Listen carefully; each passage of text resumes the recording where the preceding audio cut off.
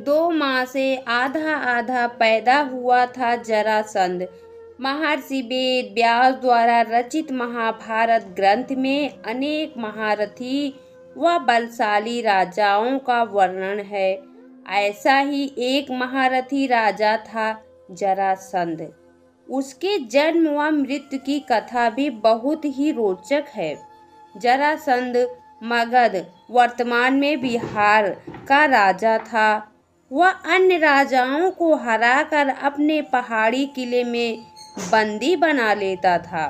जरासंध बहुत ही क्रूर था। वह बंदी राजाओं का वध कर चक्रवर्ती राजा बनना चाहता था।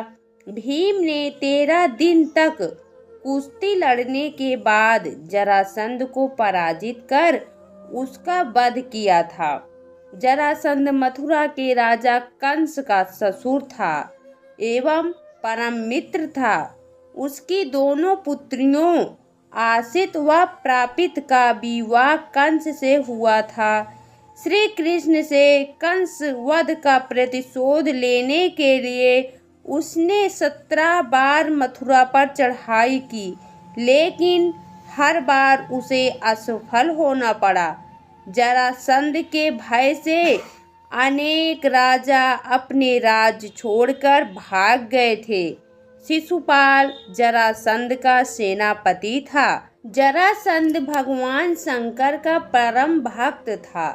उसने अपने पराक्रम से 86 राजाओं को बंदी बना लिया था। बंदी राजाओं को उसने पहाड़ी किले में कैद कर लिया था। जरासंध 100 राजाओं को बंदी बनाकर उनकी बलि देना चाहता था, जिससे कि वह चक्रवर्ती सम्राट बन सके। ऐसे हुआ था जरासंध का जन्म। आइए जानते हैं जरासंध के जन्म के बारे में। मगध देश में बृहद्रथ नाम के राजा थे। उनकी 2 पत्नियां थीं, लेकिन उन्हें कोई संतान नहीं थी।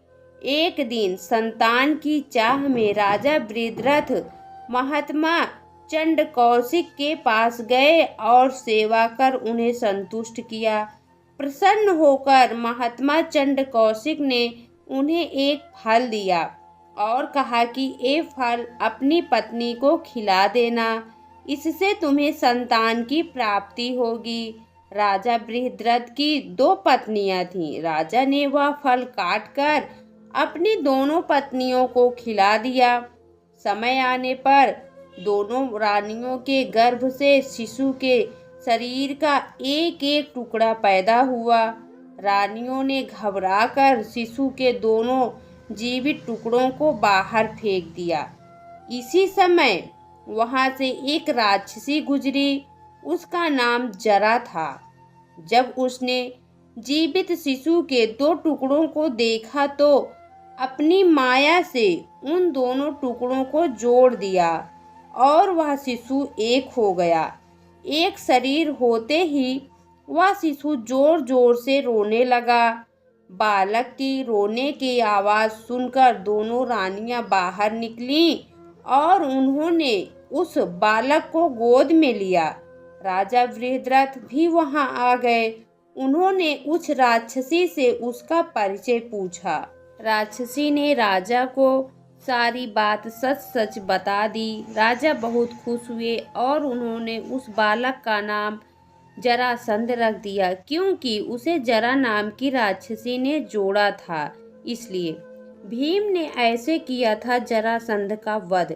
जरासंध का वध करने के लिए भगवान श्री कृष्ण ने योजना बनाई। योजना के अनुसार श्री कृष्ण, भीम व अर्जुन ब्राह्मण का वेश बनाकर जरासंध के पास गए और उसे कुश्ती के लिए ललकारा। जरासंध समझ गया कि ये ब्राह्मण नहीं है। जरासंध के कहने पर श्री कृष्ण ने अपना वास्तविक परिचय दिया। जरासंध ने भीम से कुश्ती लड़ने का निश्चय किया। राजा जरासंध और भीम का युद्ध कार्तिक कृष्ण प्रतिपदा से 13 दिन तक लगातार चलता रहा। 14वें दिन भीम ने श्री कृष्ण का इशारा समझकर जरासंध के शरीर के 2 टुकड़े कर दिए। जरासंध का वध कर भगवान श्री कृष्ण ने उसकी कैद में जितने भी राजा थे सबको आज़ाद कर दिया और कहा कि धर्मराज युधिष्ठिर चक्रवर्ती पद प्राप्त करने के लिए राजसू यज्ञ करना चाहते हैं, आप लोग उनकी सहायता कीजिए। राजाओं ने श्री कृष्ण का यह प्रस्ताव स्वीकार कर लिया और धर्मराज युधिष्ठिर को अपना राजा मान लिया। भगवान श्री कृष्ण ने जरासंध के पुत्र सहदेव को अभयदान देकर मगध का राजा बना दिया।